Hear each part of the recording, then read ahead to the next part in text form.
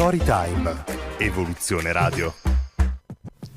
Ben ritrovati a tutti gli amici e gli ascoltatori di Storytime, sono Sara Giglio e sono in compagnia oggi di una creativa, un vulcano di idee, Gabriella Casano. Benvenuta innanzitutto. Grazie dell'accoglienza.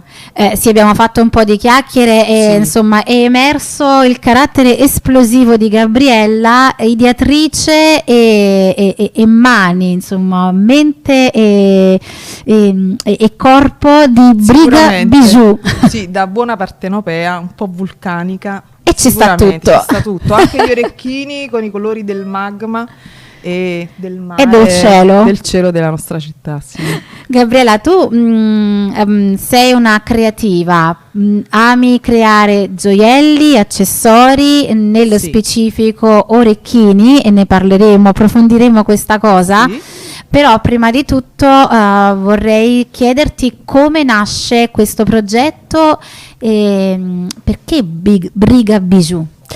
Allora, nasce intorno al 2015, in realtà per una scommessa con mia figlia, perché ormai lei immagina 13enne, 12enne, io superati 40, è la classica boomer, no mamma non sarai mai capace di aprire un canale YouTube, quindi in realtà nasce proprio così, come una scommessa. Infatti il mio primo video YouTube è rovesciato, perché non ero assolutamente in grado né di creare né di fare video, però per questa scommessa, un passo alla volta, poi sono andata avanti senza mai fermarmi, senza preoccupazioni, non mi preoccupavo del giudizio, io sono andata e sono partita così, ho provato. Quindi da una provocazione e un canale YouTube. Da lì la testa dura a dire sì, sono una boomer, ok, poi vediamo, e quindi è cominciata così. Ok, e l'idea poi di aprire un canale e trattare gioielli. Allora, ho sempre amato i gioielli, gli orecchini in particolare, proprio perché contornano il viso e secondo me è quello che uno guarda quando parla con una persona, è il volto, quindi gli orecchini è quello che mi rappresenta sempre di più. E perché cominciare proprio da questa tecnica? Perché li vedevo in giro, vedevo questi orecchini bellissimi e non sapevo come si facevano, perché qui, almeno nella zona, negli ambienti che frequentavo io, non li avevo mai visti, non sapevo neanche come si chiamava, quindi sai, quella che si mette su Google e comincia a cercare come si chiama, alla fine l'ho scoperto, da lì il nome Briga, perché mi dovevo prendere la briga, ho dovuto proprio mettermi lì a cercare di capire come fare, quindi ho visto tutorial in tutte le lingue del mondo per cercare di capire, ovviamente poi stiamo parlando oggi, forse è più semplice, all'epoca non tanto, però ho cominciato e non mi sono fermata. Da lì il nome Briga, che poi va a vedere anche le lettere invertite di Gabriella, danno Briga, è un po' brigante perché ho dovuto rubacchiare un po', ma no il mestiere, perché ho studiato anche dai libri, delle americane. Ecco, non abbiamo solo guardato video. No, non abbiamo solo guardato video, anche se venite sul mio canale imparate, perché vi mostro le mie belle manine ciottine, si impara volendo, però comunque ci vuole anche un po' di studio delle tecniche base, ho fatto un corso con una designer, quindi però con calma, con i suoi tempi e con, ovviamente è un lavoro fatto per passione, con un grande amore per questo tipo di attività. Non sono assolutamente una persona incentrata su, almeno non sono mai partita business, no, ho fatto per condividere, perché secondo me la condivisione è la cosa più bella della creatività, dell'artigianato, come un insegnante, se te lo tieni per te una cosa, alla fine è come se perdesse la magia, invece quella magia deve andare avanti, deve evolvere, devi coinvolgere, perché la bellezza condivisa resta solo a te, e che fai? E sono d'accordo, quindi abbiamo detto, nasce questo canale YouTube che tra l'altro esiste ancora e basta cercare Briga Bijou e potete seguire l'attività di Gabriella, che vi insegnerà anche come creare gioielli. Le lezioni, proprio partiamo col Sutash dalle lezioni, lezione 1, lezione 2, ovviamente sorriderete e riderete, perché i miei video veramente sono un po' così esilaranti, c'è di tutto, me la suono e me la canto, però vi arriverà sicuramente qualcosa. Ma il tuo carattere si vede già, quindi immagino che chi ci sta seguendo già avrà un'idea di cosa potrà vedere. Parlavamo di tecniche, appunto, perché diciamo che adesso creare gioielli è un'attività anche abbastanza diffusa, che si può fare in tanti modi, insomma, con tanti materiali. Tu hai scelto delle tecniche ben precise, soutage e bead embroidery. Parlacene un po'.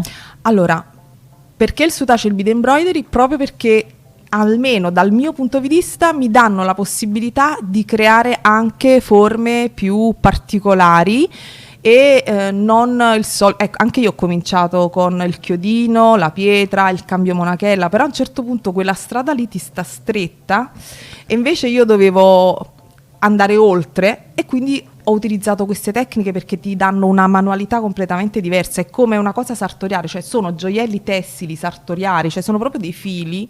Mi dispiace, l'avrei dovuti portare per farli vedere perché nell'orecchino non si vedono, ma tutte queste piccole linee che contornano in realtà sono dei fili sottili come una passamaneria, e si cuce attraverso, incastonando cristalli, pietre, quindi è un lavoro complesso. Puoi fare un gufo, puoi disegnare una sorta, il Vesuvio, puoi fare qualsiasi cosa. Ovviamente devi essere bravo a capire come cucire, come girare, i materiali da utilizzare, però quello ti fa spaziare con la fantasia, no? Dici, lo immagini, lo voglio fare. Quindi oggi, la prima volta facevo una pietrina piccolina, anche perché non è proprio semplice. Poi piano piano dici, però provo un'altra cosa, e poi, lo so, parlo troppo.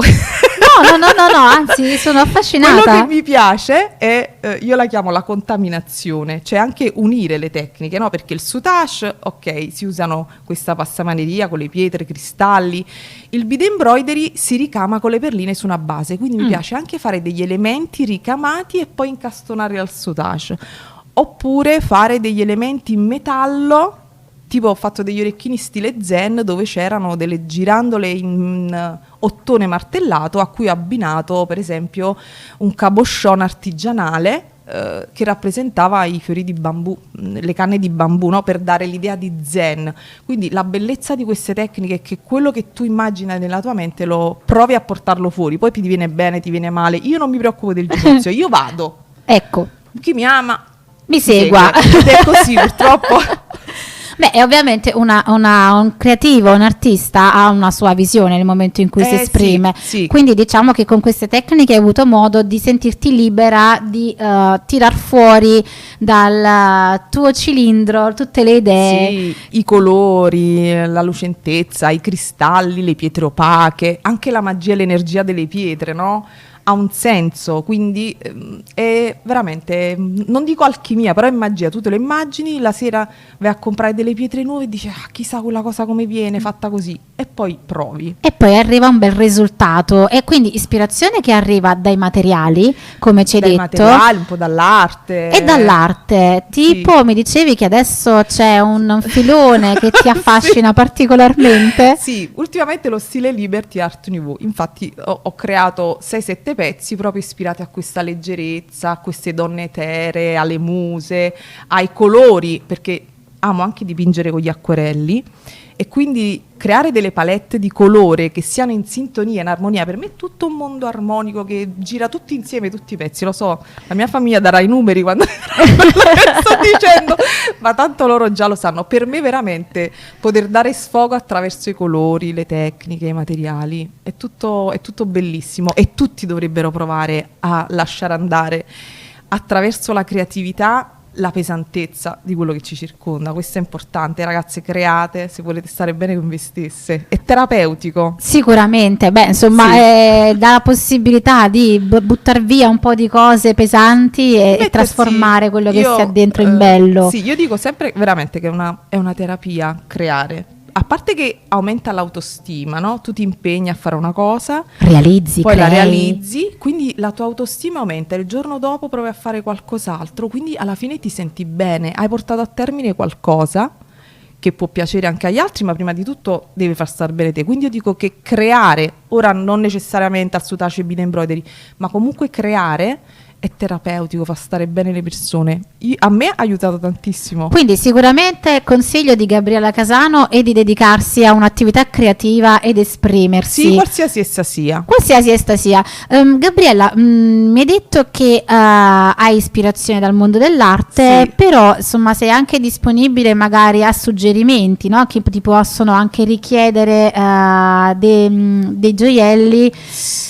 Però deve stimolare un po' la tua fantasia, Certo, ovviamente. certo, questo è poco ma sicuro. Cioè, se mi chiama una persona e mi dice ho acquistato quest'abito ma non trovo mai l'accessorio giusto, ci sta, perché ognuno vuole il pezzo unico, un po' particolare, e allora lì parte l'ispirazione, mi mandano le foto o se abitiamo vicino mi portano proprio l'abito e lì io mi metto col mio sketch, disegno, comincio a scegliere i colori, poi con la persona si fa una chiacchierata e si decide la lunghezza. Una cosa importante da dire è che le tecniche che faccio sono leggerissime, anche se hanno una dimensione bella vistosa, però sono leggeri. Ok, quindi permettono di creare un gioiello che anche se vistoso, importante resta sì, comunque portabile. Sì.